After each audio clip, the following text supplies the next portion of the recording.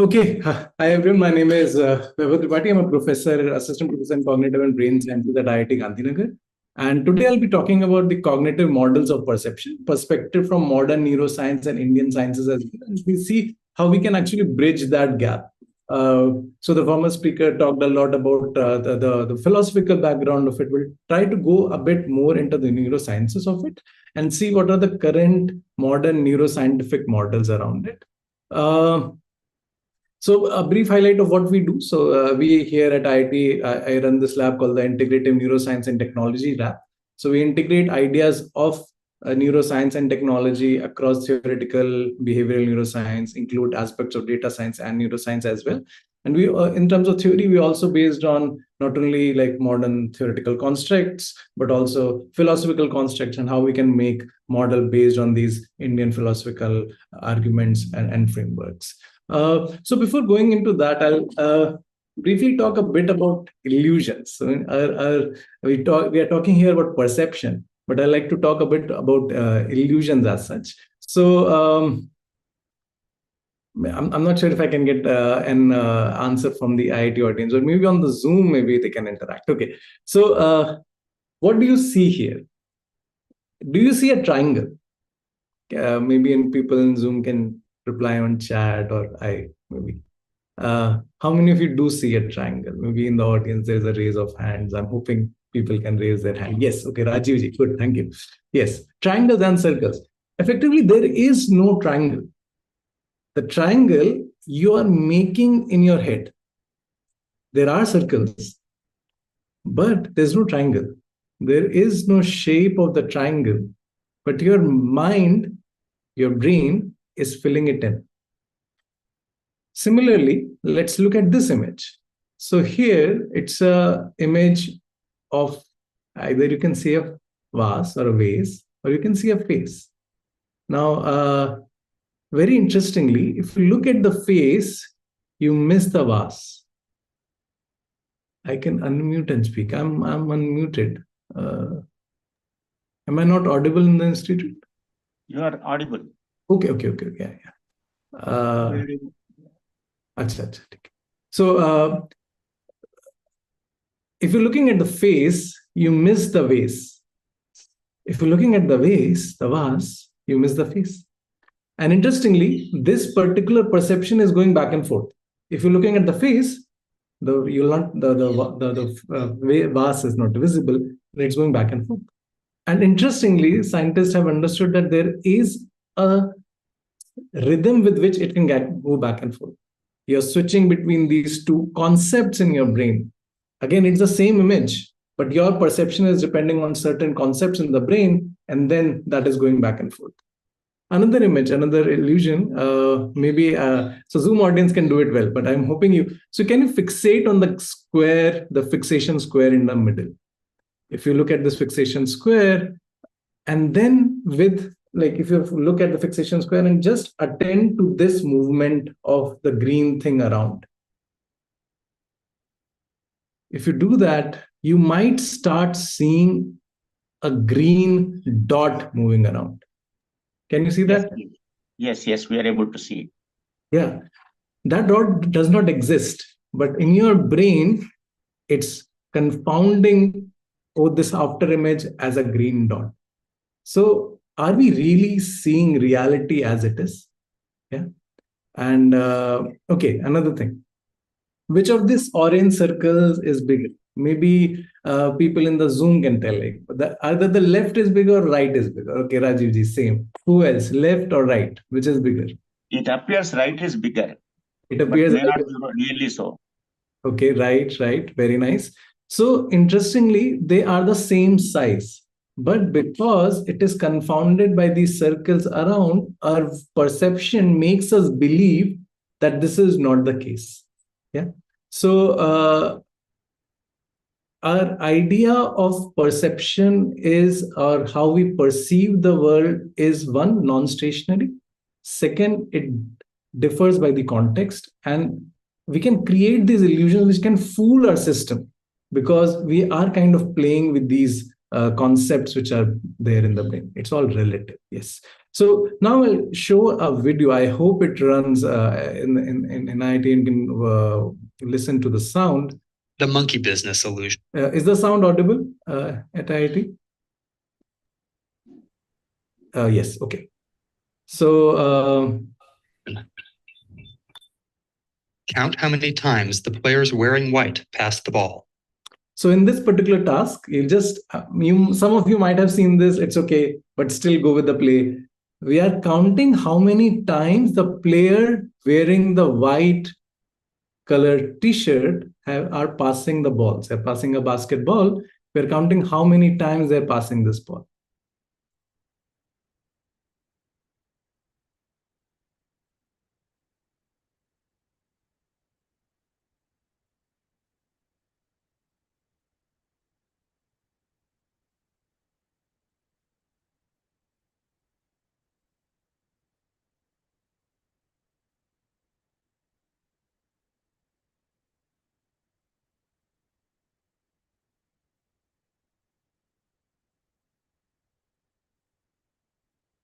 Okay, so what was the correct answer? Oh, video is lagging, can't see anything.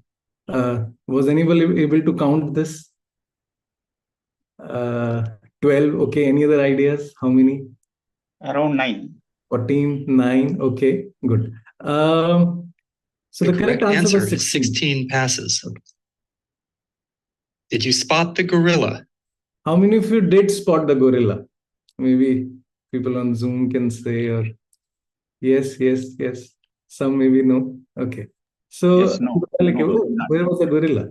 So for people who haven't seen or heard about a video like this before, about half missed the gorilla. If you knew about the gorilla, you probably saw it. But did you notice the curtain changing color or the player on the black team leaving the game? Let's rewind and watch it again.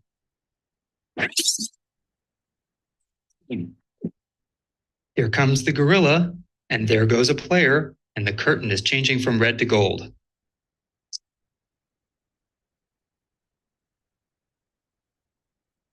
When you're looking for a gorilla, you often miss other unexpected events.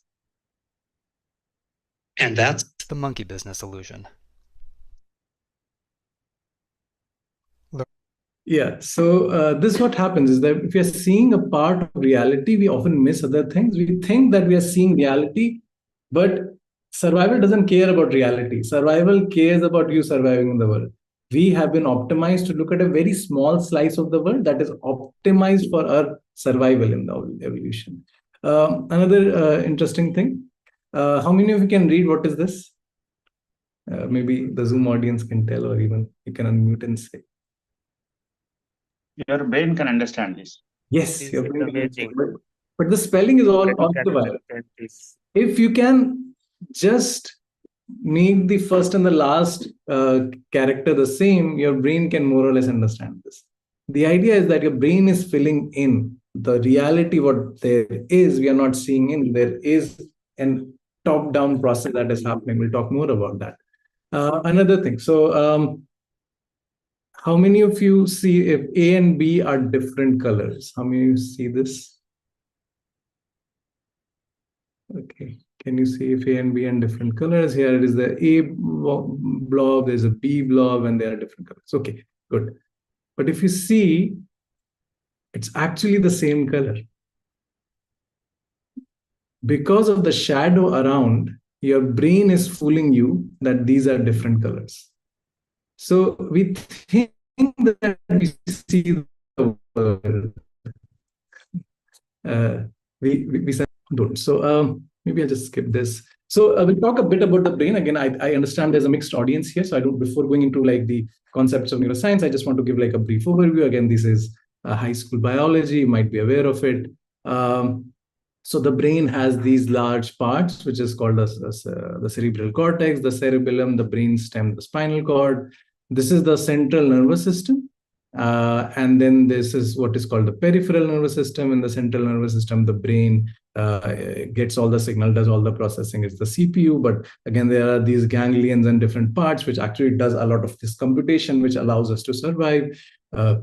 different parts of the brain. Again, so we have the occipital lobe, the frontal lobe, parietal, temporal. Occipital is at the back of the head, parietal is top of the head, frontal is again in the front, temporal is on the side. And different parts of these, the brain has different functions associated, some similar, some different. Early part of the what we call the visual cortex is associated with processing visual signals. So about a major chunk of your brain is associated with visual processing, and then there is sensory processing, auditory, somatosensory, etc.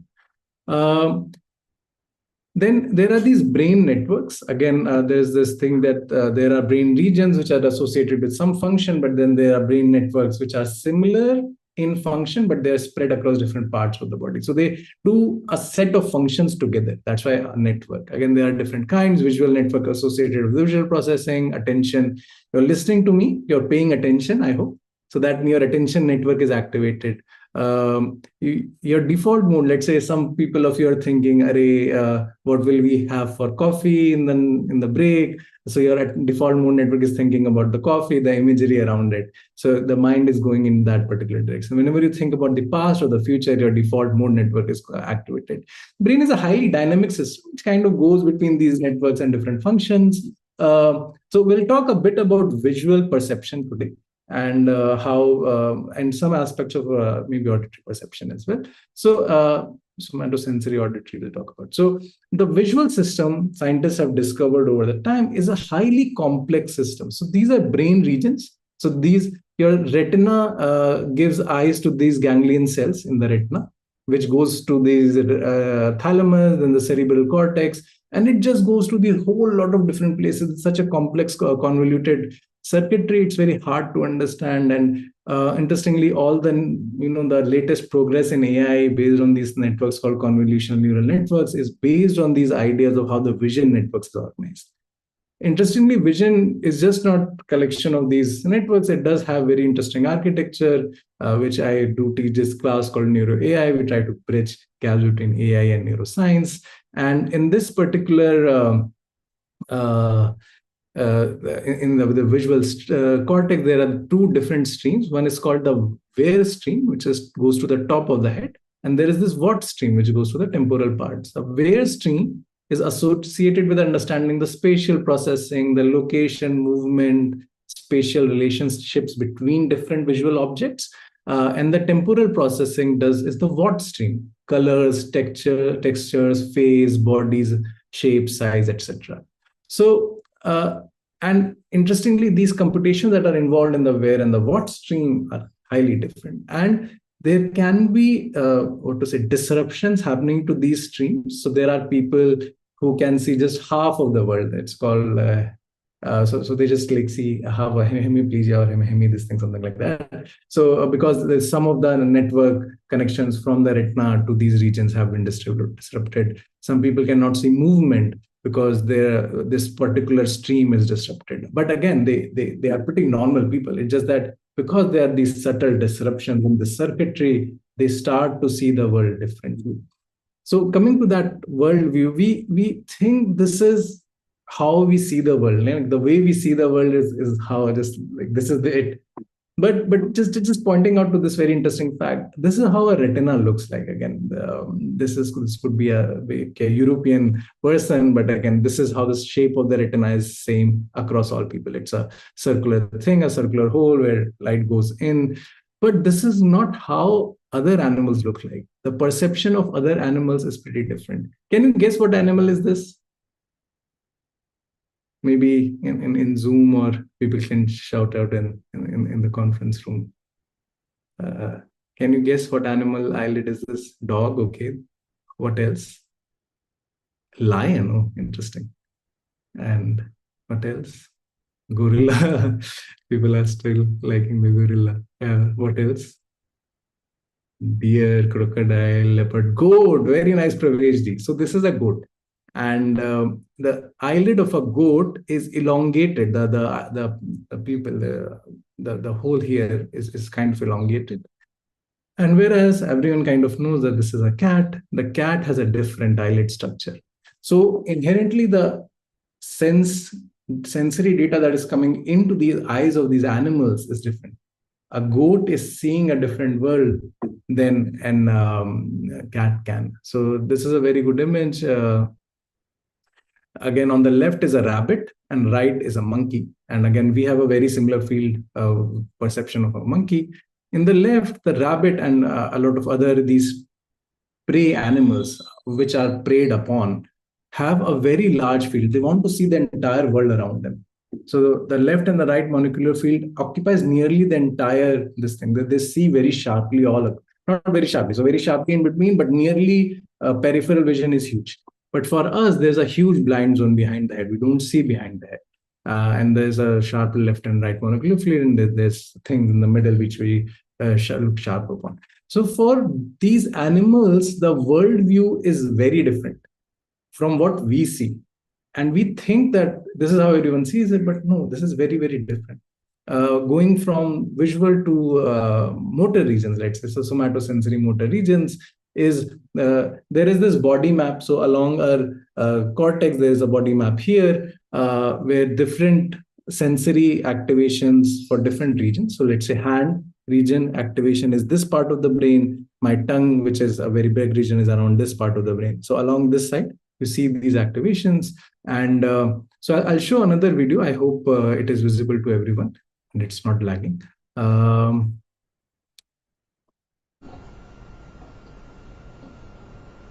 just a context. So this guy is putting a piece of brush, a soft paint brush, on a rubber hand, which is here, and on the real hand of the person.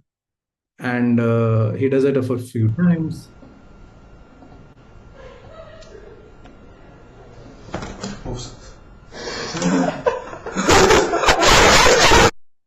So if you see that correctly, just attacking the rubber hand, because they stroked it simultaneously, the rubber hand started to feel like the person's body.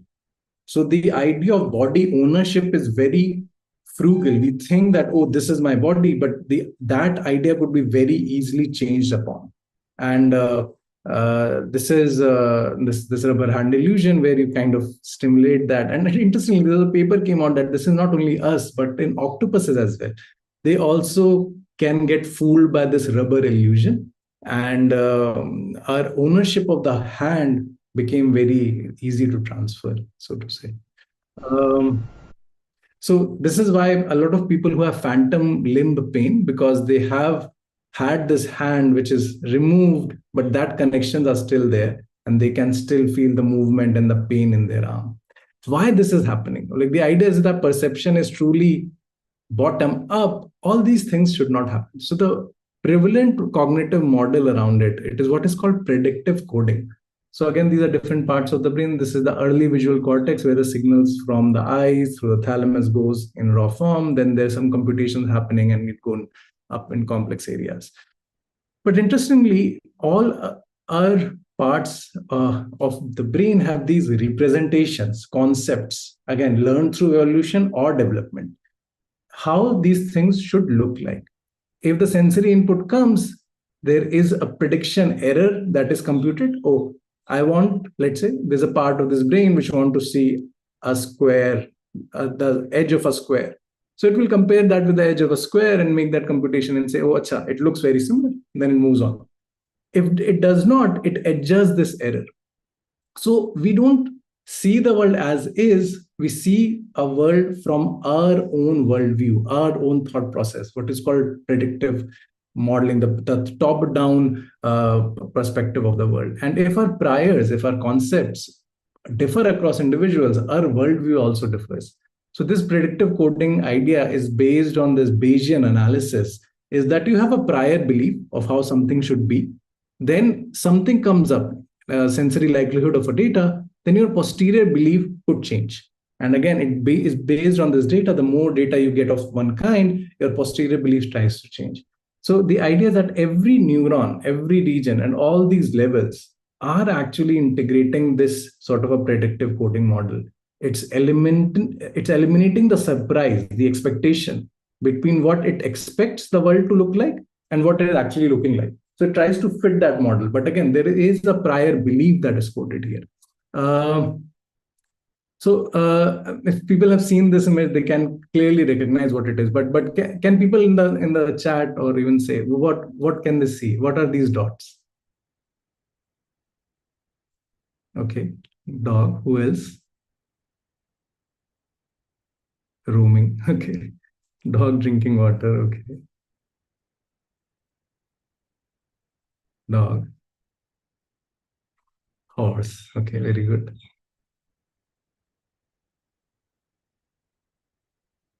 Oh, okay. So if I point out, so here it is a Dalmatian dog. Now is it visible? Does it see like, oh, this is a dog? Now the moment I pointed out to you as a dog, this image changed. Just one shot, me saying that this is a dog, this particular image feels like, oh, there's a dog.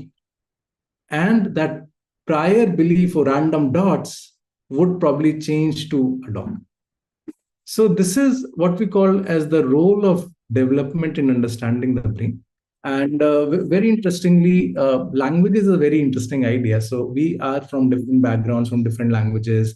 We have learned different languages in school and all.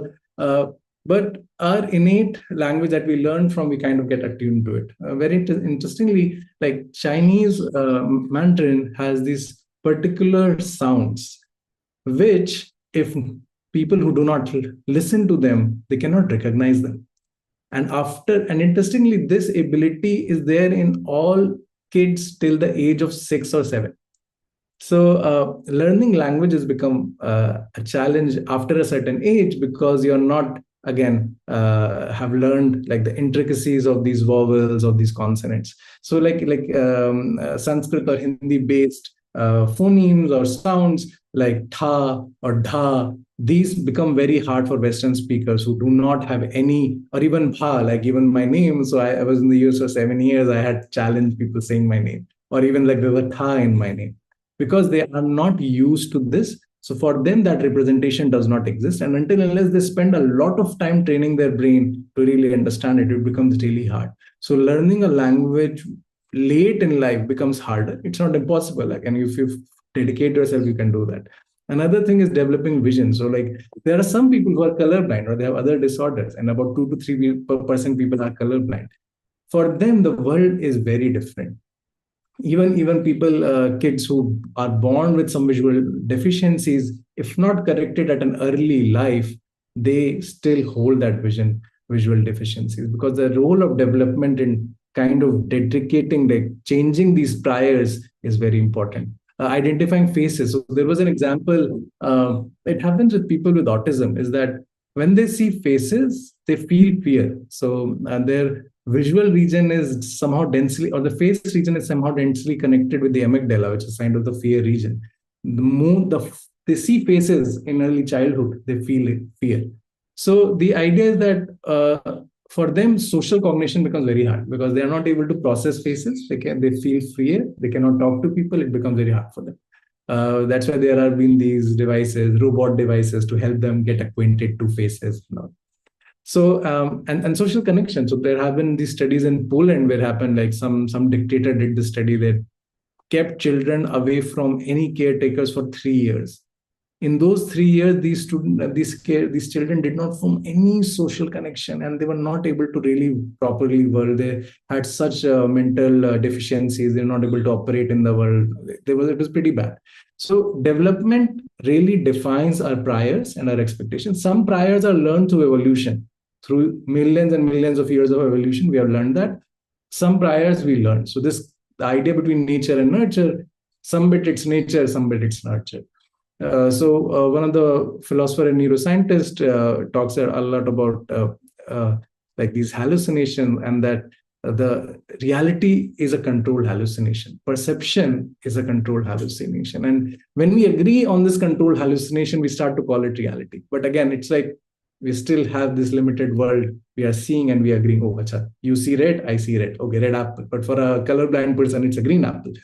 So seeing how So these ideas, as again the previous speaker talked about, have been explored in different Indian epistemic models. So Pratyakṣa Praman, talking about what is really explored very frequently. Anuman, again, inference, and what we did in this predictive coding kind of is built on that Anuman based analysis. Shabda, understanding. There is this prior you're learning of from again experts in their field, rishis, and who have kind of downloaded this knowledge or talked about it. And then Upaman, again, comparison between what one form of perception and another form of perception. And there are others as well. And different philosophical schools hold authority for some over others. So based on that, these ideas, me and my colleague, Professor Bharadwaj, we created this thing called we created this framework called the yogic theory of consciousness. And we laid out the system in Sankhya philosophy and used Patanjali Yoga Sutras to find a modern neuroscientific equivalent of consciousness. This was a paper that was published a few years ago. So we wanted to modulate not only perception, but also like the intrinsic states. And I think some people will talk about all these states in the coming talks. So Praman, again, in Yoga Sutras, in the yoga philosophy, 3 epistemic models are understood. The perception, inference, and Shabda Praman. And so the Patanjali says that the mind could actually be engaged in any of these, and he calls it modulation, vritti. And then there are other 4 vritti, nidra, viparya, vikalpa, and smriti, which can actually engage the mind and take it away from the center. And then Patanjali bases his model on Sankhya, where the Purusha or the seer is there, and then the Prakriti, which has these different gunas, different tattvas, Mahat, intelligence being one, Ahankar, Manas, and then the Manas gets divided into various tanmatras, different sense organs, which track different elements, and then there are different action organs or karmendriya. And so we kind of based this yogic theory of consciousness model on these ideas and tried to build on neuroscientific principles. So we kind of abstracted these internal and external faculties and modeled it in kind of this sort of framework. And the idea was that the mana is interacting with the sense organs and the action organs, and the antakarana, the intellect, ego, mind, and memory, and then the seer, which again, as has been mentioned in a lot of these Advaita Vedanta texts, is like 2 birds, one bird watching the other bird engaging in the world. So seer is that one bird which is watching the mind engaging in the entire world. And we try to model these different abstractions in different parts of the brain. Like sense organs are different parts. As I talked of the visual cortex, auditory cortex, motor cortex, and there are these actions organ which are around the motor, premotor cortex. Then there's our internal faculties. You think about the past or the future, your intellect, your memory, ego, encoded in different parts of the brain. Again, it's a simplistic representation. It may not be true, but it allows us to test things using our models. So this particular framework where different connections show information transfer between different entities, we can model how it is into different states. So like Smriti, when you're thinking of the past, thinking of something in the memory, your mind is more engaged with the memory, maybe less with the sense organs. When you're thinking of the Vikalpa, imagining of the mind, again, your intellect, ego, mind, memory are more densely connected. Viparya, when you're kind of more engaged, you're thinking, oh, you're using wrong knowledge to really understand the world. So there is some form of connection changes. Again, we can talk more. I just wanted to go briefly on these ideas. We can also model internal states like Pratyahara, Dharana, Dhyan, Samadhi, which Patanjali talks about these different internal states. And so the mind starts to kind of go Pratyahara, Dharana, Dhyan, Samadhi. It's just like a turtle taking its limbs back inside. Similarly, the mind tends to go back inside. And then Samadhi, Patanjali talks about different kind of Samadhi. And this model kind of allows us to frame these from Sampragyat, Pragyapurvak, Nirvichar, and Nirbija Samadhi, and where Nirbija, where the seer just exists and nothing else feels, just being, the feel of like with the non-dual consciousness. And the idea is that experience of these Samadhi state, deep meditation states, can actually impact our perception. it reduces the role of priors on perception. It makes us free of concepts, and it makes us live more in the present, free from these constraints of these constructs, and allow you to take the world as it is. So again, the point of this practice to be more in touch with the seer. Again, there are different schools in how it is, but the idea is to just being present, being available more with the world, more with reality around, other than being in the concepts. So kind of summarizing my talk here, we don't see the world as it is. Our brains developed over evolution, and during the development of our organism, the nature and nurture has defined the way we see the world, which is constrained. In German, there's a very beautiful word called Umwelt. We see our own, we are living in bubbles of our own reality, which we kind of is a very interesting idea. These Indians vestibular models are robust, and they can be framed in a model called what you call as yogic theory of consciousness, YTC, and it provides an abstraction of mind-body complex. It can allow us to classify external and internal meditative and yogic states, and this theory can enable better understanding and experimentation. Few of the papers based on these ideas we have already published, and again, it's allowing us to create this framework to test out different models as well. And these yogic practices can change how we perceive the world. And again, there's multiple research process that you started on it. Okay, so finishing up, these are the references, a lot of Google images, medical business, monkey business illusion, and these main papers that were kind of cited here. So I'm kind of running out of time. Thanks for listening. I can take any questions if there are.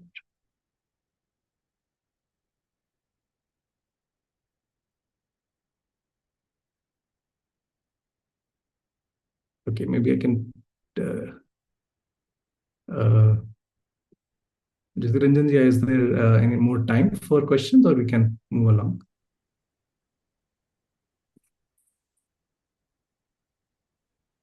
Okay, maybe one from. Yes, you're audible. Yeah, some questions maybe from here. Okay, maybe I can stop the screen sharing. Saying development can be related to efficiency or depth. If someone who's perfect in chess can be poor in study, does it mean that he's underdeveloped? Plus, how we can compare a person who's good in studies and good in chess, not perfect? I don't know. Again, someone who's poor in studies is also very generic. Like he can be great in maths if he's great in chess, and not necessarily in social studies. No, I'll not say it in underdeveloped. These are our own ideas, our own constructs of saying what is intelligence, and I think there's a whole lot of debate on what is and what is not intelligent. Can yogic practices reverse the way of perceiving that we developed over the time of evolution? That's the idea. So a lot of these yogic practices tend to clearing your impressions, clearing your karma from lifetimes. And we don't yet know how karma is stored in the body. Like we do know, stress is one form it is stored, but transgenerational karma maybe through DNA. There have been some studies which have shown effects of transgenerational stress in mice, but humans are so complex.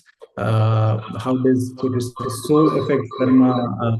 We don't know. Again, it's the materialistic world based on the body is limited in understanding the transgenerational or how life is changing. So we don't know much of that. Okay. Can I share my email? I can just. Doctor, we have a question in room also.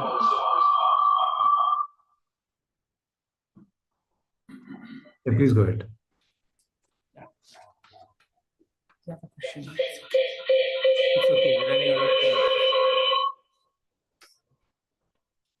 Thanks, Doctor. I think it's already covered. The chanting of dharmic phrases, say Gayatri mantra, brain activity, yes, it does. It may be difficult in other religion. I don't know. But yeah, chanting does help, and it calms the mind. It starts to change your brain activity. And there's a lot of research that is needed. We are in the very early stage of how meditative or yogic practices can change brain function. But again, me and my colleagues across the world are trying to build over that. If there are no other questions, thanks a lot for having me. Have a great day. Thank you. Thank you very much, Dr. Vaibhav Tripathi. Thank you very much.